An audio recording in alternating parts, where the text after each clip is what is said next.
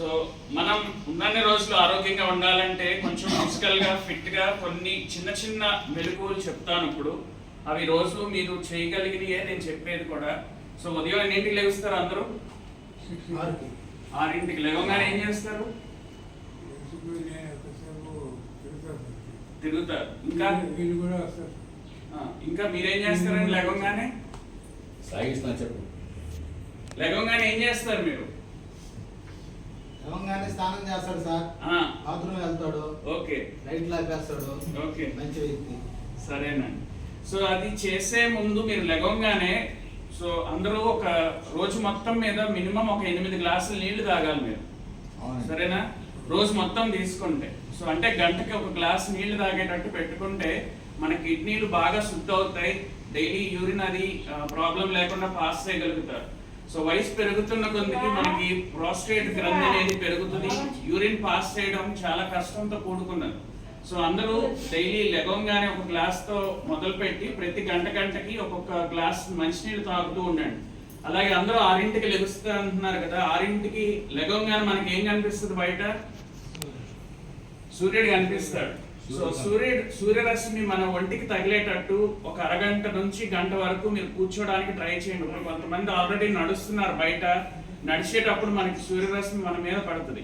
ఎందుకు పొద్దున పూట మనకి సూర్యరశ్మి కావాలి అంటే మన ఎముకలు దృఢంగా ఉండాలన్నా, ఎముకలు గట్టిపడాలన్నా సూర్యరశ్మి మన మీద పడాలి. అది పడినప్పుడే మన బాడీలో విటమిన్ డి అనేది ఉత్పత్తి అవుతుంది. మనం తినే ఆహారం నుంచి మనకి విటమిన్ డి వచ్చేది తక్కువ. సూర్యరశ్మి నుంచి మన స్కిన్ కి తగిలితే అది బోన్ లో కొత్త కణాలు ఫామ్ అవుతాయి. కొత్త కణాలు ఫామ్ అయ్యి పాత కణాలు చనిపోతూ ఉంటాయి. ఆ చనిపోయి క్లీన్ అవుతాయి, కొత్త కణాలు ఫామ్ అయ్యి బోన్స్ చాలా దృఢంగా అవుతాయి. సో వయసు పెరుగుతున్న కొందికి మనం నిత్యం పడిపోవడం జరుగుతుంది. చిన్న ఏదైనా మనం నడిచే దారిలో ఏ చిన్న అడ్డంకులు వచ్చినా పడిపోతాం. సో పడిపోయినప్పుడు బోన్స్ కనుక డొల్లగా ఉంటే ఇరిగిపోవడం జరుగుతుంది. సో ఇటువంటి ఆరోగ్యరీత్యా సమస్యలు రాకుండా ఉండాలంటే మనం బోన్స్ అనేది దృఢంగా ఉండాలి. సో లెగంగానే మీరు కొంచెం సూర్యరశ్మికి ఎక్స్పోజ్ అవ్వండి బాడీ.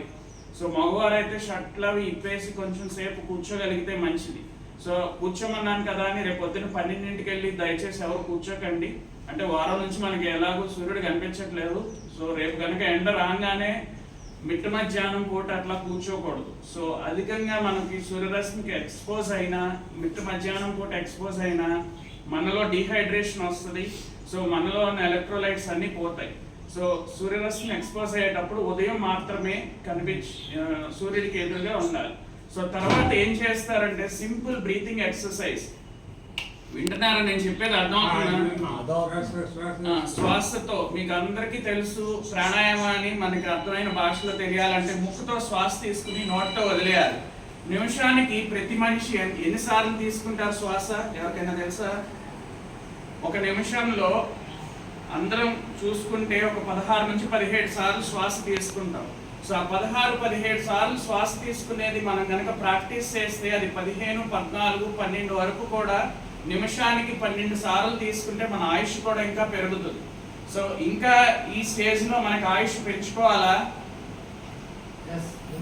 పెంచుకోవాలి. ఎప్పుడు ఉన్నన్ని రోజులు ఆరోగ్యంగా ఉండాలి, మనం ఎటువంటి మెడికల్ సమస్యలు లేకుండా హ్యాపీగా ఉండాలి అంటే నిత్యం మనకి ఖాళీ ఉన్నప్పుడల్లా ప్రాణాయామం అనేది చేయండి. ప్రాణాయామం సింపులేనండి. అందరూ ఒకసారి శ్వాస పీల్చుకోండి.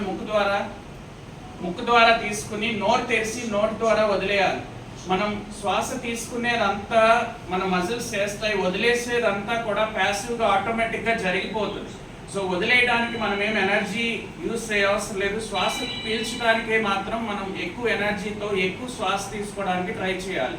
సో ఇది రోజు కనుక చేస్తే డెఫినెట్గా మనం ఎప్పుడైతే 16-17 టైమ్స్ యావరేజ్గా గాలి తీసుకుంటామో అది క్రమేపీ తగ్గుతుంది. నిమిషానికి ఒక 12-13 సార్లు తీసుకుంటే సరిపోతుంది. మన ఆయుష్ కూడా పెరుగుతుంది, ఆరోగ్యంగా ఉండగలుగుతాం. మన కణాలన్నీ కూడా ప్రతిసారి కూడా క్లియర్ అవుతూ ఉంటుంది. చెడు రక్త కణాలను పోయి మంచి రక్త కణాలు ఉత్పత్తి అవుతాయి శ్వాస తీసుకోవడం వల్ల. అంత ఉపయోగం.